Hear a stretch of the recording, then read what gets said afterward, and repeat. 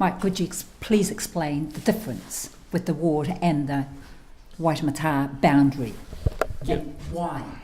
Well, I think what the council has planned is going to be very, very disruptive for this community, and it doesn't need to happen.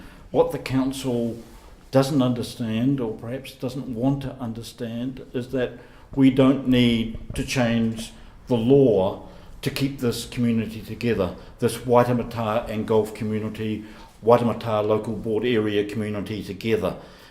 Under the Local Government Electoral Act, Local Electoral Act 2001, I think it's clause 19v3, the 10% rule need not be complied with if acting on that clause would disrupt or break up communities of interest or misalign communities of interest, which is exactly what the council intends to do.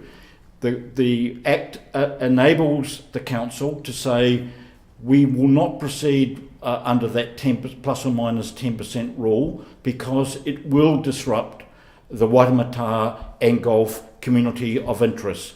And presently, Waitemata and Gulf ward is exactly aligned with the Waitemata local board area. In other words, from Newmarket to Westmere and everything in between has been unified for the last 8 years under the Super City, and there have been historical associations going back well over 100 years, of course.